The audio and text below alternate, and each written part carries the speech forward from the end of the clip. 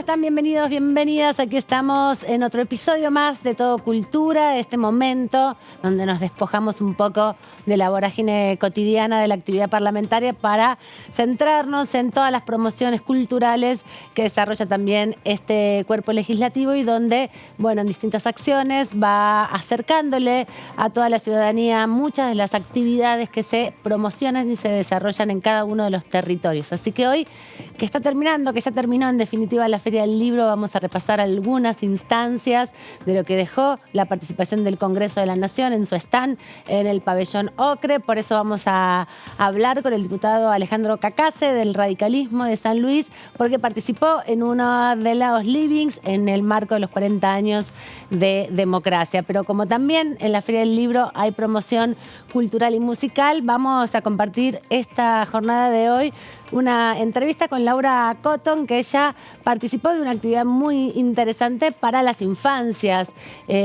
justamente en la promoción de un ciclo de literatura infantil, cuentos sin bozal, para promover la inclusión y la reflexión sobre cómo también la censura estuvo presente en los tiempos de la dictadura cívico-militar. Y para cerrar un poco de música, ha sido parte también de la Orquesta del Congreso de la Nación y también participó de varias actividades aquí en la Cámara el saxofonista Oscar Clerman, que nos estará acompañando y también dándonos un poco de alegría para terminar una jornada agitada con un poco de diversión y música.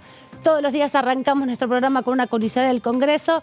Es el momento de dar una recorrida por el Palacio Legislativo y conocer un poco más en detalle cómo es entonces la sala de lectura que tiene la Biblioteca del Congreso aquí en el Palacio Legislativo.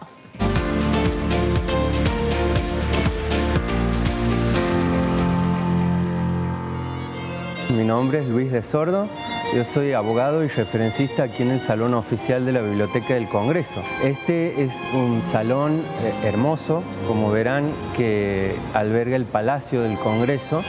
Fue inaugurado en 1906, específicamente el 12 de mayo, y bueno, fue el disparador, digamos, uno de los disparadores de la organización estatal. Como ustedes saben, en ese momento el país estaba naciendo y necesitaba, entre otras cosas, por ejemplo, comparar legislación, bueno, hacer estudios de lo que eran las democracias en otros países, y nuestros primeros legisladores vieron la necesidad de crear una institución que pudiera trabajar en eso, y por eso se impulsó la creación de la Biblioteca del Congreso con un primer momento, digamos, con una primera acción que fue comprar unos cuantos libros. A partir de esos, que fueron aproximadamente 200 libros, los primeros, hoy ya la biblioteca cuenta con más de 4 millones, o sea que ha ido en expansión cada vez más.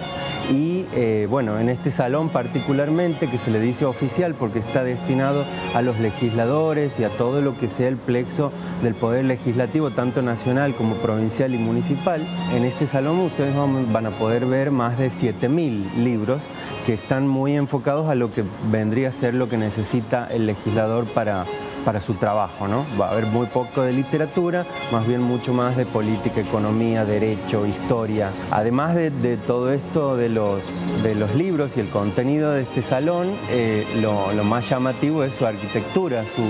Aquí la arquitectura es de un estilo neoclásico, ecléctico, porque van a haber uniones de muchas naciones para lo que se ha creado esto.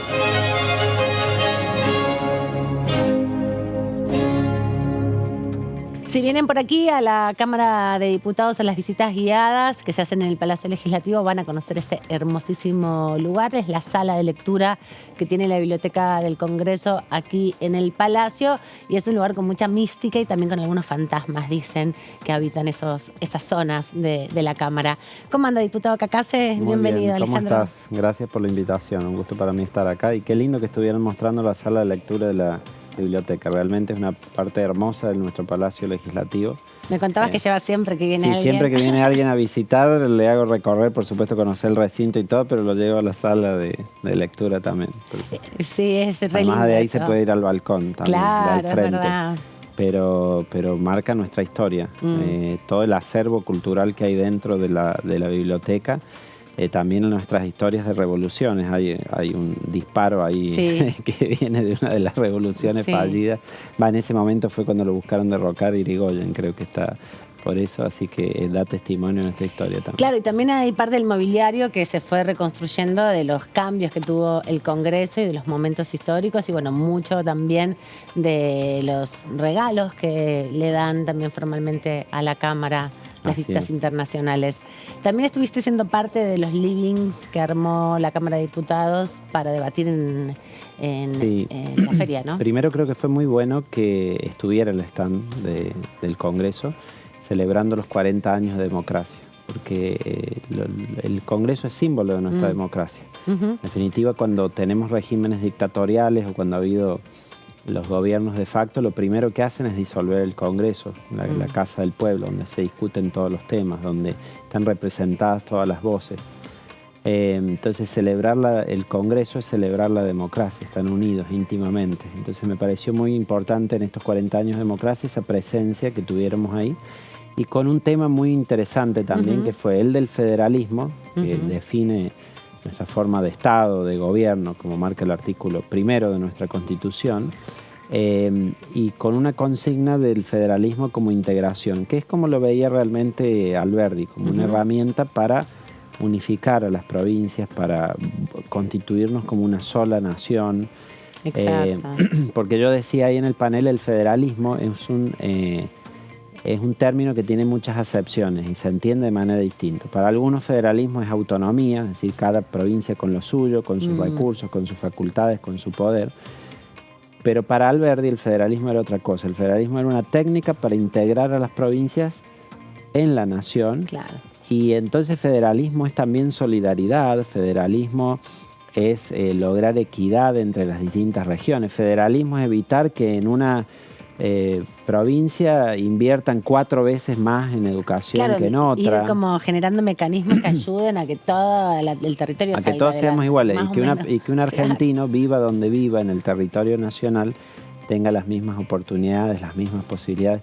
Ese es realmente el federalismo como fue concebido por la Constitución. De hecho, Alberdi le llamaba el federalismo centralizante, un término que puede parecer raro o hasta contradictorio hoy. Le llamaba él el gobierno mixto o federalismo centralizante, que era la idea de que creábamos una federación, pero para ir siendo cada vez más unidos, con el objetivo de que en algún momento funcionemos como una unidad indivisible, pero además con igualdad dentro de todo el territorio nacional. Y parte de eso es lo que estuviste conversando en esta forma también de acercar al Congreso, a los dirigentes que representan distintas expresiones políticas, distintas miradas sobre los problemas sociales, a un debate más directo, ¿no? Claro, de eso hablamos. Es interesante cómo se da el esquema ahí, porque el stand es casi como un recinto cerrado. Pero empezamos en el panel y se empezó a acercar gente que estaba recorriendo por el pabellón y se acercaron a escuchar. Compartíamos con otras 2 diputadas también el panel, así que cada uno dio su mirada. Y yo quise hablar de esto del federalismo y las asimetrías. Nosotros estamos en un país que tiene aún muchas asimetrías. Hubo una mirada en la reforma constitucional del 94 sobre esto, con la idea de poder corregir esas asimetrías. Se habló de proveer al crecimiento armónico de la nación. Cuando se habla de la coparticipación, se habla de que tiene que haber criterios de reparto ahí que ayuden al desarrollo de las distintas regiones y de la solidaridad. Porque hoy pasa esto que te decía, tenés provincias que hay una relación de 4-1 entre unas y otras en lo que inviertan en educación o en el acceso que tienen a servicios de salud. Hay disparidad en el desarrollo humano entre las provincias. La situación que tenemos aquí en la ciudad de Buenos Aires por ahí no es la de las provincias del norte de nuestro país. Y eso se resuelve con recursos, es decir, está íntimamente ligada la discusión del federalismo al federalismo fiscal, es decir, a cómo repartimos los recursos, pero que no es solamente entregarle a las provincias recursos de impuestos nacionales, porque eso hemos hecho hasta ahora, pero las asimetrías subsisten, persisten. Fíjate que la ley de coparticipación de la que tanto se habla es una ley que primero estaba destinada a durar por un año, transitoriamente, en el gobierno de Alfonsín. y la tenemos desde entonces, desde el 88 hasta ahora, hasta el 2023, ha seguido vigente. Además la petrificó la Constitución porque dijo, para cambiarla tienen que estar de acuerdo todas las provincias. Es como un trabado, como el jueguito claro, ese que tienen que sacar el del medio. Es un juego de suma cero. Sí, si uno gana, el otro difícil. pierde, el que pierde no quiere modificarlo. Exacto. Por ende no cambia. Había un mandato de que a finales del año 1996 se sancionara una nueva ley. Imposible. Llevamos 27 años en cumplimiento de ese mandato, pero porque es imposible, como vos decís. Es decir, si todos se tienen que poner de acuerdo, siempre alguien va a perder, no va a querer votarlo. Claro, con uno que esté en desacuerdo ya nada de todo el trabajo. Fíjate que es más fácil reformar la Constitución que sancionar la ley de coparticipación. Porque para reformar la Constitución convocás lo declara el Congreso, convocás una convención constituyente, pero no hace falta el consentimiento de las provincias. Para esto sí, lo cual la vuelve irreformable a la ley. Pero ha petrificado, esto es interesante en la historia de nuestras leyes de coparticipación, la ley anterior tenía criterios, esos famosos criterios objetivos de reparto, que decía, bueno, a ver, veamos la población que cada provincia tiene, su distancia respecto de la capital, el grado de desarrollo relativo, y se medía el desarrollo, por ejemplo, por el porcentaje de necesidades básicas insatisfechas de cada provincia, por la cantidad de autos por cada 10.000 habitantes, con la idea de decir, bueno, aquellas que tienen menos desarrollo, ayudamos a que puedan crecer. Eso se petrificó con una tablita que tiene unos porcentajes, que es lo que hoy se da, y que no tiene nada que ver con la realidad de hoy. Porque hoy tenés provincias ricas que reciben muchísimos recursos, caso Santa Cruz, por ejemplo. Tenés otras provincias que reciben muchísimo menos recursos que lo que le corresponde por población, caso de la provincia de Buenos Aires, que tiene el 38% de la población y recibe la mitad que eso, y ves que hay partidos de Gran Buenos Aires que no tienen agua, no tienen cloacas, no tienen infraestructura básica. Y después también hay un tema que las provincias, lo que reciben, no todas lo invierten bien o no todas lo invierten igual. Entonces algunas tienen muy baja inversión en educación, por ejemplo, pero porque hacen muy poco esfuerzo también localmente para aportar. Entonces, todo esto tiene que estar pensado en las reglas del federalismo fiscal para mejorar. ¿Y cómo pensás en esta charla que tuviste, que bueno, fuiste expositor, pero había parte de los visitantes de la feria que, como bien decías, se entraban, se quedaban escuchando, deberían hacer preguntas? ¿Cómo es esta discusión o esta charla, esta conversación con la ciudadanía, ¿no? Porque bueno, acá en el micromundo del Congreso nosotros hablamos mucho, lo pensamos mucho. Vos además sos muy estudioso, podrías ser uno de los estudiosos de este recinto. Te interesa mucho el tema, pero después hay una comunicación con la ciudadanía todos los días que, bueno, por ahí alguien pasa, se escucha algo de eso y ¿qué pregunta? Claro, bueno, todo esto de los recursos que nosotros explicamos es como una maraña, ¿no? Porque exacto. si empezás a ver de dónde sale cada recurso, qué impuesto, qué asignación tiene, es una cosa súper compleja. Sí. Pero un tema que surgió, por supuesto importante igual porque afecta a cada provincia y a cada ciudadano en su calidad de vida. Pero un tema que surgió súper interesante de las preguntas fue el de cómo debemos mirar nosotros ahora al desarrollo que tiene la región Asia-Pacífico.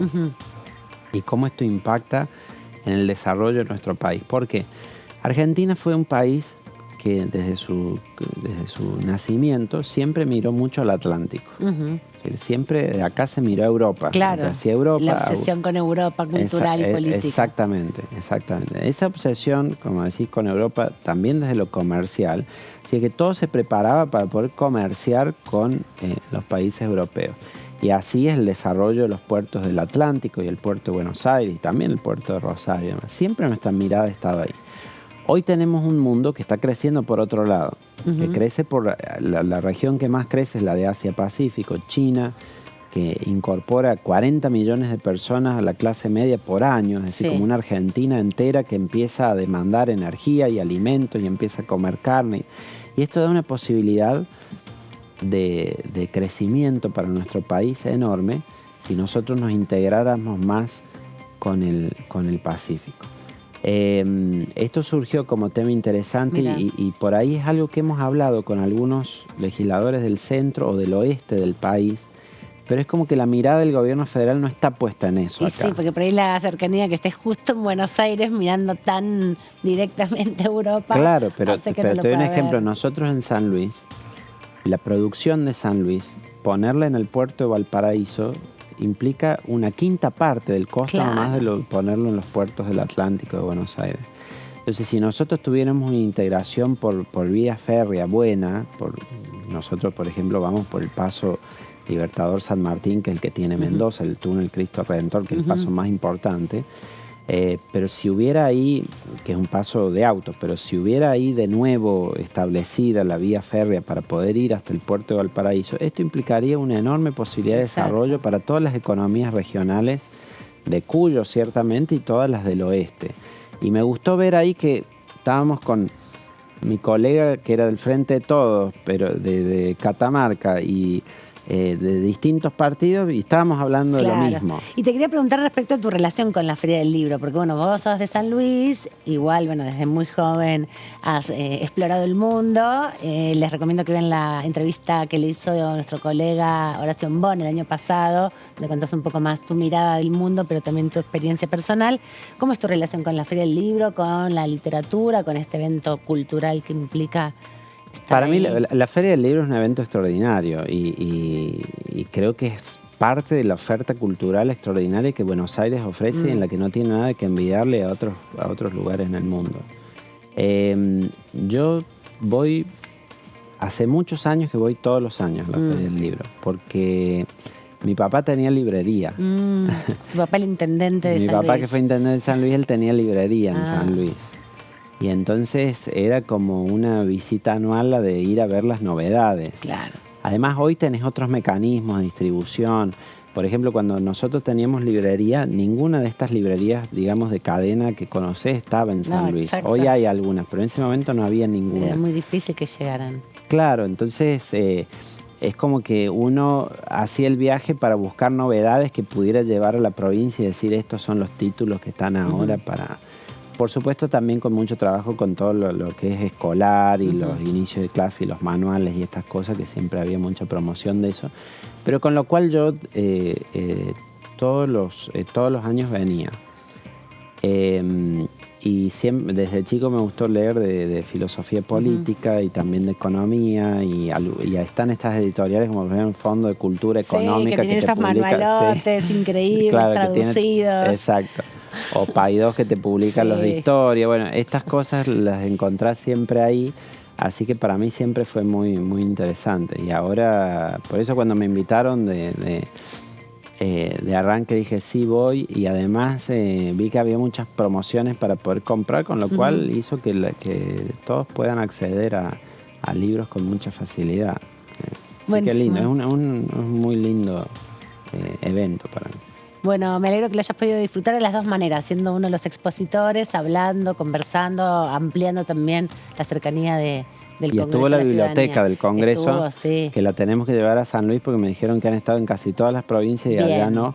Así que vamos a organizar esa visita. Sí, tienen un bondi directamente, tienen un Exactamente, mega exactamente. Vamos camionazo a ver con libros muy interesante, Vamos muy a ver lindo. que vayan con eso. Sí, está buenísimo, es también importante poder ir recorriendo todo el país. Gracias, Alejandro, por este ratito. Muchas gracias a vos. Por tomarte una pausita también de toda la actividad y poder profundizar en algunos temas. Gracias por la invitación. Nosotros nos vamos a ver la recomendación del diputado Jorge Vara de la provincia de Corrientes del radicalismo, porque nos recomienda El Ciudadano Kane, aquella clásica película de Orson Welles, porque se cumple un aniversario de su nacimiento y aprovechamos el momento para también celebrarlo con esta recomendación.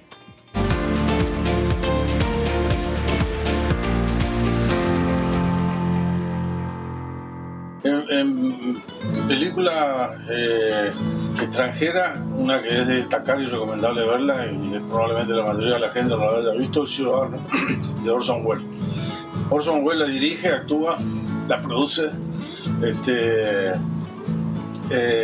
y además el libreto lo escribe junto con otro escritor, adaptan el libreto, pero también, o sea que fue muy completo.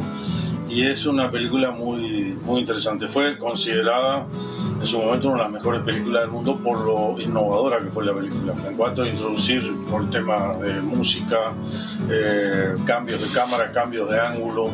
Desde el punto de vista cinematográfico, Orson Welles era un productor ya muy experimentado y también se había sido director, ya era destacado más por productor. Bueno, ahí se pone él e inclusive a actuar, digamos. O sea, él es una investigación de un crimen, de un magnate, una persona muy rica, que al final cuando muere dice una palabra que no me acuerdo cuál era, pero era la palabra clave con la cual un periodista de investigación toma esa palabra clave para hacer todo un trabajo de acertijo, de ver qué quiso decir antes de morir con esa palabra, porque ahí estaba la clave de quién es el que lo asesinó. Una película de suspenso y drama, espectacular la película y muy revolucionaria en su momento. Y otra que no es tan conocida, El hombre que fue rey, que eran unos soldados británicos que van al norte de la India y él termina siendo nombrado rey de un reino perdido, inexistente. La historia se desarrolla a fines del siglo XIX, o sea, año 1880, 1890 por ahí. En realidad el norte de la India es hoy Pakistán. El territorio en el cual teóricamente se desarrolla la historia hoy sería Pakistán, ya no India, pero en esa época era todo junto, ¿no? Manejada por Inglaterra todavía, ¿no? O sea, la India se libera después de la Segunda Guerra Mundial, ¿no? Se independiza. Esa es muy buena película, muy buena película. Y hay un tercer occidental en la película, que era un masón con el cual ellos se encuentran, era un masón bastante loco. Había muchos masones ingleses en aquella zona de Asia y él que le da la idea, le da los planos y todo y le cuenta y le da la información básica para poder ser rey y finalmente lo nombran rey. Una historia desopilante después cómo salen de esa cuestión cuando se le empieza a complicar, ¿no? Es una película en la cual evidentemente todo, eso es una novela de Kipling. Rudyard Kipling, que era un escritor inglés muy conocido, muy famoso. Y sobre eso hacen la película. La película era de los años 70. Pero en realidad en la película, en definitiva, todos eran medio irreales. O sea, vivían en el mundo irreal, todos medio locos. Bastante. Los dos soldados ingleses, el masón, era un masón bastante extravagante. Y bueno, y la historia vive en un reino que vive aislado en las montañas. Bueno, fue una película muy buena. A mí me gustó mucho, cada tanto por ahí la suelo ver. Y bueno, más o menos son las que me gustaría recomendar. Un poco de cine también, recomendaciones de los diputados. Vemos también ahí se van marcando los estilos de películas que le gustan a los diputados y diputadas y el tipo de literatura que también quieren acompañarnos a nosotros a conocer de su mano y porque les han marcado muchas veces en sus procesos vitales. Hablamos de la Feria del Libro, hablábamos con el diputado Cacase hace un instante, pero ahora tenemos otra protagonista de la Feria del Libro que ya terminó, pero quedan todavía los ecos de lo que ha sido la participación en ese inmenso y monumental stand del Congreso de la Nación y de la Biblioteca y tenemos la posibilidad de la presencia de Laura Cotton. ¿Cómo andás? Bienvenida, trabajadora de la biblioteca. Así es, muchas gracias por la invitación. Y además vos justo con otra tocaya tuya, Laura, también estuvieron impulsando un espectáculo principalmente vinculado a las infancias se llama Cuentos sin Bozal, literatura inclusiva y democrática, porque están en el contexto de también la celebración de los 40 años de recuperación democrática. Absolutamente, sí. También este espectáculo lo diseñamos pensando en la feria y pensando en la continuidad dentro de lo que es el espacio cultural de la biblioteca, de acompañar la muestra por los 40 años de democracia, que va a estar casi todo el año. Así que la idea es seguir. Subirse ese tren, si el viento nos acompaña. Y me contabas que este es el primer espectáculo, pero lo que vemos, justamente ustedes ahí, estas imágenes tienen que ver con ese momento, es ir acercándoles a las infancias que crecieron en democracia, un poco cómo ha sido todo este proceso del impacto de la prohibición de los libros, pero también todo el despertar y el redescubrir muchos de esos textos, bueno, ya de adultos mucha gente, ¿no? Que no pudieron leer y disfrutar de la infancia. Sí, bueno, sí, varios ejes se cruzan ahí.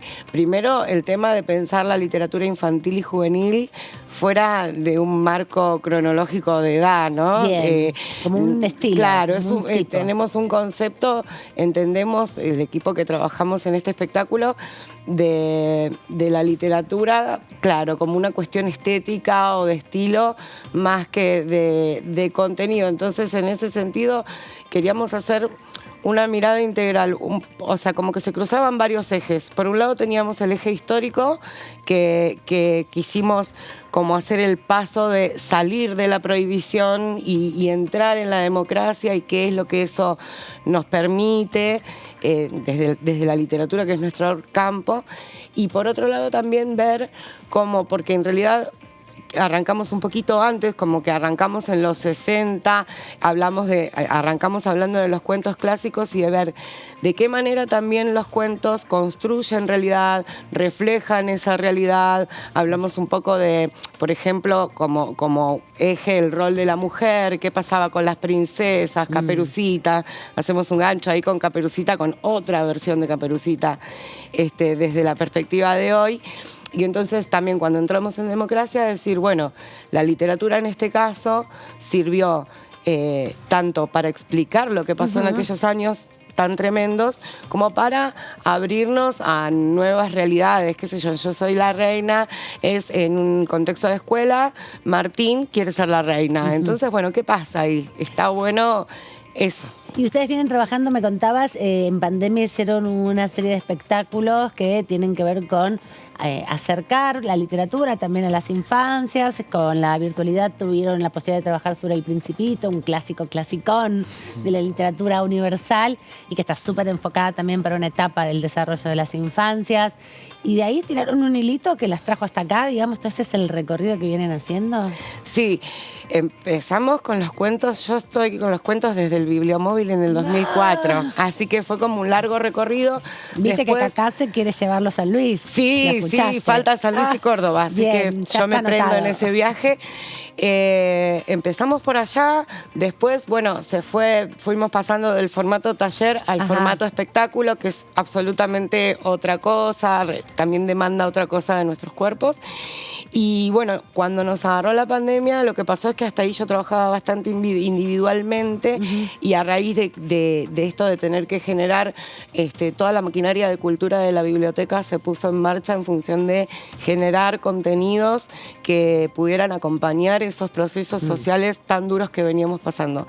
Y la verdad que entre nosotros también nos pasó que fue como que nos hicimos refugio. Bien. Entonces de ahí surgió esto y bueno, y el año pasado el espectáculo de Andrueto, este año con los cuentos sin bozal, fue como que se afianzó ahí.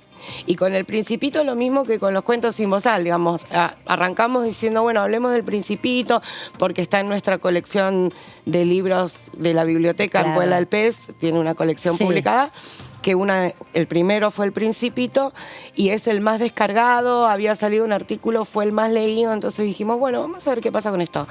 Y también empezás a hablar y decís, bueno, El Principito está bien, la trama del Principito, pero además Exupéry estuvo en Argentina, pero además estuvo prohibido. Entonces era como una caja de Pandora de la cual salían conejos y más y más. Lo mismo nos pasó con Elsa Bornemann, que también forma parte de ahora de Cuentos sin Bozal. Contamos el caso Gaspar, que pertenece a Un elefante ocupa mucho espacio, uno de los libros prohibidos. Con Elsa también era abrir una caja de Pandora y sacar y sacar y sacar, y desde la prohibición hasta las reversiones, las antologías, el terror.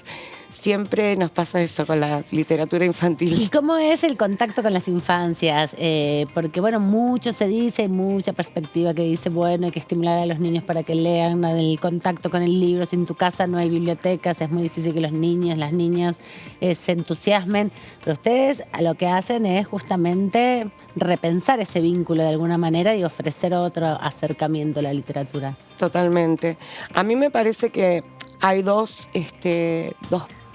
patas muy importantes del puente de la infancia. La primera, por supuesto, es que nosotros les narremos, que nosotros les contemos este tipo de eventos, de espectáculos, siempre parados desde el lugar de la literatura, desde el lugar de la diferencia por ahí entre el arte y el entretenimiento, ¿no? Ajá. Pero también recuperando una tradición del oral. Totalmente. Bueno, y la transmisión historia. oral, que siempre en la infancia es mucho más directa, mucho más interpelativa. Pero también hay otra pata que por ahí no está dentro de los espectáculos, pero sí dentro de los talleres y del bibliomóvil, que está buena la pregunta para decir lo que es escuchar a las infancias, dar posibilidad de elección un poco también. De hecho, nosotros arrancamos el espectáculo recuperando la voz de las y los participantes, preguntándoles qué se acuerdan de Caperucita, qué se acuerdan de aquellos cuentos tradicionales, para después empezar ese recorrido, ¿no? Y al final la idea es invitarlos. Hay un montón de libros en el escenario, más de los que contamos, porque también nos parece comunicante cada objeto que aparece en escena, y entonces invitarlos a que se acerquen al escenario, puedan compartir, puedan leer entre ellas y ellos. Y nada, y eso me parece que hace también al nuevo rol de las instituciones de esto, ¿no? De, bueno, por ahí no hay libros en todas las casas, pero sí nosotros tenemos los libros y podemos llevarlos. Exactamente, eso también es parte de esta iniciativa del Bibliomóvil que tiene en la Biblioteca del Congreso, que lleva un arsenal increíble de todo tipo de libros para que lleguen hasta el rincón más inhóspito de la Argentina, Totalmente. ¿no? Eso también es muy interesante. Y a veces vamos con nuestro carrito y escuela por escuela también, ¿eh? Sí, sí, Ay, sí. qué lindo eso también, debe ser un momento súper interesante. Hablábamos la otra vez con otro de los compañeros que trabajaba en la Dirección de Cultura, con los grupos de teatro, con los talleres de la comisión de la biblioteca, y contaba el impacto que era, ¿no? Cuando llevaban algunas de las obras a los territorios. ¿Cómo es la recepción en las escuelas? Bueno, en mi caso particular me hiciste una pregunta que abrió un mundo, pero bueno, yo trabajo mucho en escuelas a través de un programa que se llama Estímulo Creativo, y la diferencia con el formato del bibliomóvil, que por ahí el bibliomóvil viaja, permanece un tiempo y se va, es que yo me quedo y doy talleres de por ahí varios encuentros, 5 o 6 encuentros, con la idea de que los chicos cuenten. Bien. Y siempre es con un cierre, pues es con adultos, pero más que nada con niños. Y la verdad que la recepción es óptima, o sea, los chicos están sedientos.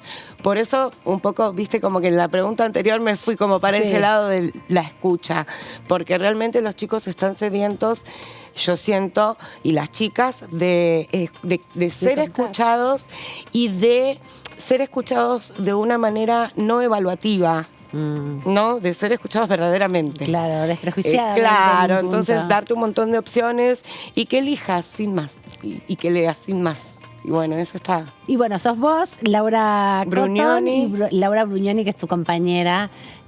¿Dónde se las puede encontrar? Porque bueno, la Cámara tiene su espacio de la biblioteca, ahí hay actividades, pero ¿cómo se encuentran con libros sin bozal, cuentos sin bozal o con las actividades que desarrollan? Bueno, podemos visitarlos con los cuentos sin bozal o con otras actividades. Tenemos un mail que es estimulocreativobcn@gmail.com. Ahí enseguida, ni bien, ahora estamos por la feria, suspendimos las entrevistas, pero ya mismo retomamos en... Y les encuentran en las escuelas y también pueden ir a centros comunitarios a trabajar un poco... Bibliotecas populares. Cómo avanzar con estos temas de acercar la literatura a las infancias.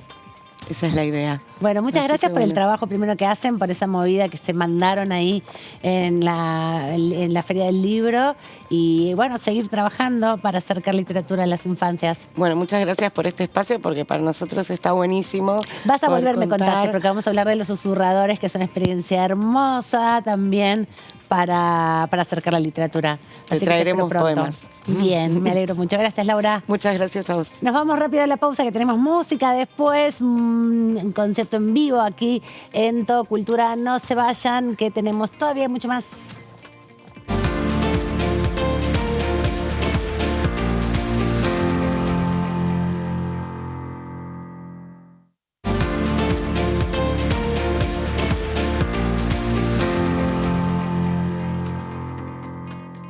En este repaso final que estamos haciendo de la participación del Congreso de la Nación en la 47 edición de la Feria Internacional del Libro, la música también tuvo su lugar protagónico porque en el contexto de las actividades que se desarrollaron hubo actividades vinculadas a los ritmos argentinos. En conjunto con SADAIC, la Dirección de Cultura de la Cámara estuvo abriendo también el espacio para mostrar la importancia y la fundamental centralidad que tiene la música argentina también aquí en esta casa política que es el Congreso. Y uno de los invitados a formar parte de ese convite es Oscar Kramer, que lo tenemos aquí presente, saxofonista, estuvo participando ahora hace poquito, el fin de semana. ¿Cómo andás? Exactamente, bien, bien, muy contento de estar con ustedes y de haber participado en la feria del libro, que fue realmente emocionante y fue divertido.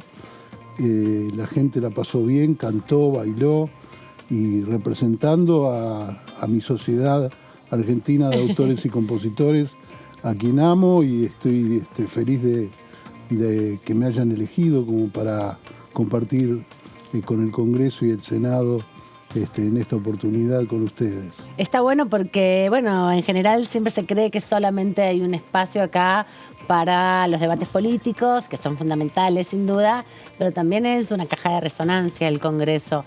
La coincidencia y la decisión de hacer actividades en conjunto entre organismos como el Congreso y como justamente SADAIC es también una forma de reconocer el rol que tiene para los músicos esa institución y que es como una forma de reconocer el valor que tiene SADAIC para resguardar el patrimonio muy cultural. Muy agradecidos. La música también es política. Sí, re. Todo es política, todo lo que hacemos todos los días, todo el día. Sí. Bueno, es una actitud de vida y realmente a mí me pasa que yo viajo bastante al exterior y mi objetivo es clavar la bandera argentina en cada uno de los países donde piso. Está bueno eso. ¿Y cómo te va con esa situación? ¿Te encontrás con receptividad o sorpresa también de los ritmos que llevas? Mira, generalmente me va bien porque yo voy a entregar el corazón, como dice Fito, y no tengo ningún inconveniente más que el hecho de tener atención sobre el instrumento y sobre las cosas que pasan alrededor del concierto y disfrutar y divertirme para que la gente se pueda divertir también. ¿Cómo llegaste al saxofón? ¿Siempre tocaste el saxo? ¿Tocaste otros instrumentos de viento? ¿Tocas otros tipos de instrumentos? Toco todos los instrumentos que se te ocurran. Sos un curioso entonces de la música. Me encanta saber. Para poder dirigir un grupo, uno tiene que conocer al resto de los instrumentos para poder decirle a tu compañero cuál es lo que uno precisa. Mirá, quiero que suene así, agarrás y claro, mostrás. conocer la extensión, conocer la dinámica del instrumento, conocer armónicamente qué es lo que pasa, para poder dar una explicación de lo que uno quiere. O sea, hay que cultivarse y tratar de... Yo creo que un músico tiene que ser completo, si no... ¿Y cómo llegaste al saxo? ¿Fue un instrumento que te sedujo de inmediato? Sí, el saxo es el instrumento más lindo que hay lejos. Todos los que traen su instrumento dicen algo parecido del propio. Sí, porque lo amamos. Y está bien que sea así, pero este es el mejor.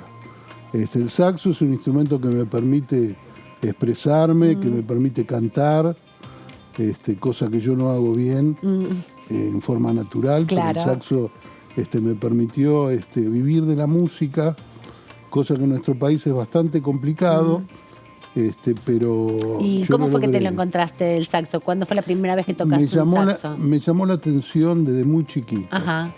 A los 8 años tuve mi primer saxo en la mano. ¿Y tenías en tu entorno, tu familia era musical o vos sos el primer músico? Muy musical. Mi papá cantaba muy bien tango. Y mi madre fue profesora de piano, pero cuando se casó lo vendió para comprarse una heladera. Son cosas que pasan. No, pobre no. O sea, tuvo su heladera. Digo pobre porque tuvo que dejar igual yo nunca vi un piano en casa. Pero más allá de eso había muchos discos, muy buena música. Había discusiones con mi padre porque a él seguramente le pasa lo mismo que cuando yo escucho la música actual. que realmente hay cosas que me chocan, que no las entiendo. Y él escuchaba a Spinetta y tampoco lo entendía. ¿Qué es esta locura? Claro. Y vos tocaste con un montón de artistas argentinos Sí, súper consagrados. Sí, sí. ¿Cómo insertar el saxo en las piezas musicales de otros? ¿Cómo encontrar ese diálogo y el lugar donde vos aportar, en definitiva? Bueno, es una cuestión de conocimiento. Química. Sí, de conocimiento de la música y aportar lo que uno mejor puede. El saxo es un instrumento que compite con la voz, porque cumple la misma función. Entonces, en general, cuando estoy con un cantante, cubro algunos huecos, Ajá. o me permiten tener una introducción y un final, o un solo en el medio. Sí, la verdad que acompañé o compartí música con grandes cantantes. ¿Hay alguna que digas, bueno, nunca soñé o siempre lo soñé y cuando lo concreté se me Sí, por movieron ejemplo, las medias, se me cayeron Te las... puedo dar el ejemplo de Pablo Milanés, ¡Wow! que tiene una voz dulcísima y maravillosa, de Mercedes Sosa, con quien estuve de gira un tiempo por nuestro país. Bueno, cantantes en general, sí, son muchísimos, pero ellos en especial son los que más me conmovieron. Hermoso. Y vos después, en esta presentación que estamos viendo, tenés tu banda, haces música en banda. Sí, claro, claro. Tengo todas las opciones, las que se necesite, porque al vivir de la música... Claro, te vas adaptando. Es importante, sí. Toco tango, toco folclore, toco rock, toco jazz. No tengo límites con la música, o sea, todo me divierte, todo, mientras que sea buena música.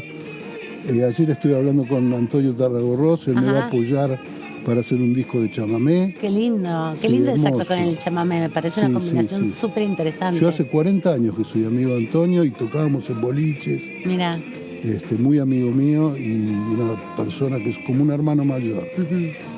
Y un sabio de la música. Entonces, compartir con esta gente a mí me beneficia muchísimo, a mi corazón y a mi conocimiento. ¿y vos sos de acá de la ciudad de Buenos Aires, de la provincia de Buenos Aires? Nací en Capital, Ajá. sí, pero mi padre es entrerriano, entonces estuve mucho El en Entre chamamé Ríos. y de Corrientes, sobre todo. Claro, claro. Y tengo relación porque mis abuelos paternos generalmente jugábamos a que ellos me pedían temas y yo los tocaba cuando era chiquito. Yo empecé tocando flauta dulce, como todos los chicos, en la primaria, y me llegó el saxo en la primaria también.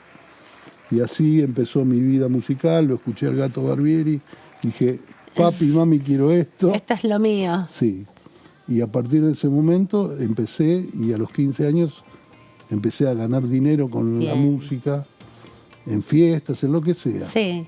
jingles, y a partir de eso empecé a crecer, no había tantos buenos saxofonistas, miento, había muy buenos saxofonistas, pero yo como que impuse un estilo diferente que ahora se está imponiendo también. Qué buena onda eso, dejar una marca, una estela también, ¿no? En el Claro, recorrido porque el que uno concepto hace. moderno aquí no se estudiaba, el concepto moderno de cómo encarar el saxofón y qué tipo de instrumento utilizar. Y en ese diálogo que me decís justamente ahora, esto de cómo ir modernizando por ahí algunos criterios, el diálogo con otros músicos de otros países, de otras lenguas, ¿cómo ha sido esa experiencia de compartir otra Mirá, centralidad del la música saxofón? es un idioma, la música es un idioma. No se necesita otra cosa que una partitura o simplemente el escuchar al otro para poder compartir la música. Así que puedo tocar con cualquier persona en cualquier parte del mundo, que de hecho lo hago. ¿Nos tocás un poquito algo? Sí, pedime un tema. Ay, no sé, no pensé en nada. Déjame pensar un poquito, pero Qué compromiso. sí, tocaba alguna cosita ahora y pienso para el final un tema, ¿te parece? Dale. Dale. Un tanguito puede ser. Perfecto.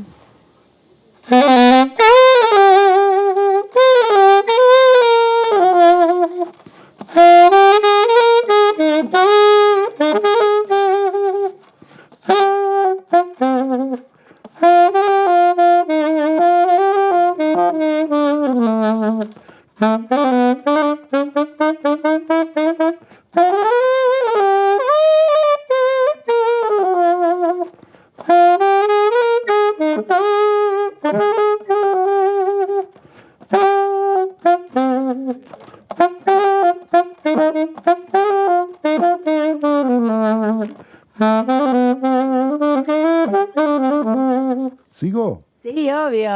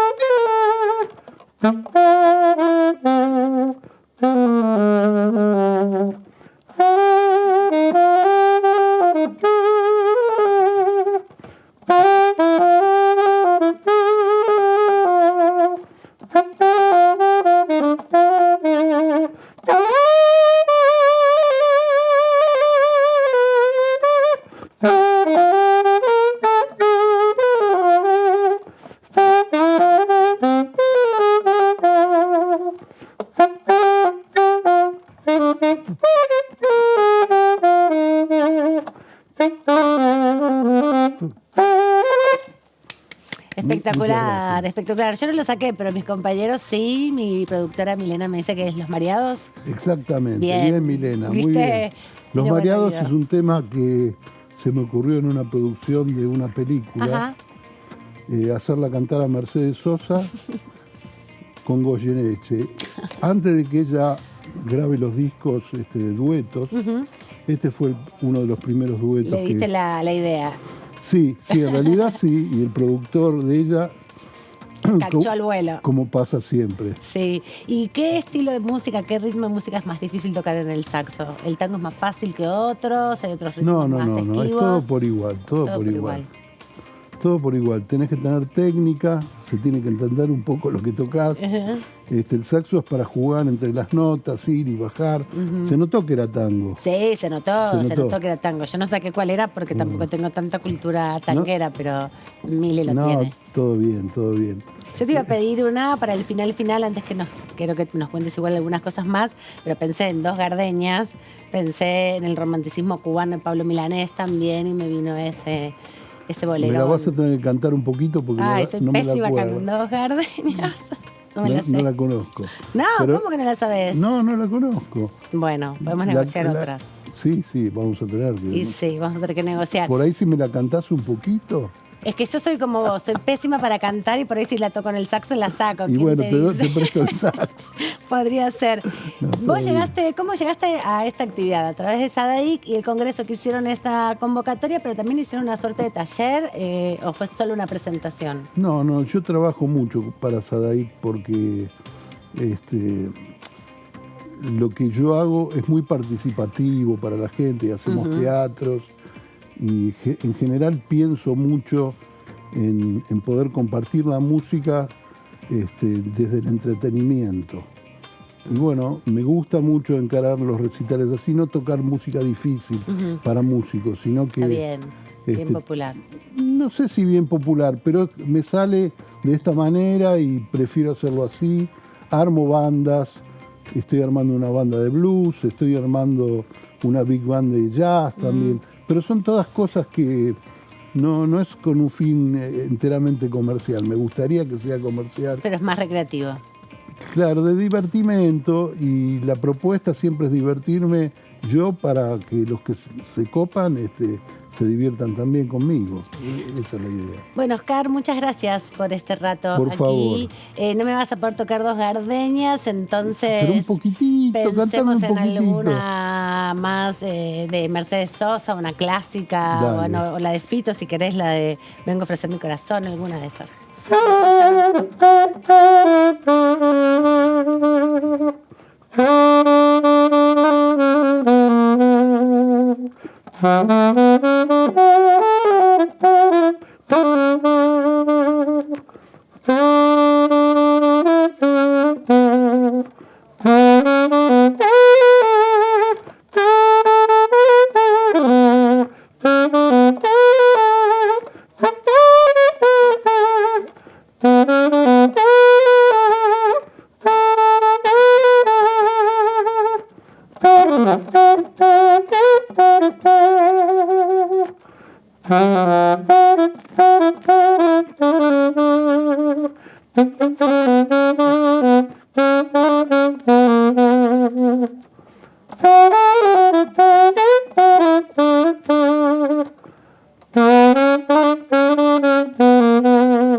Thank you.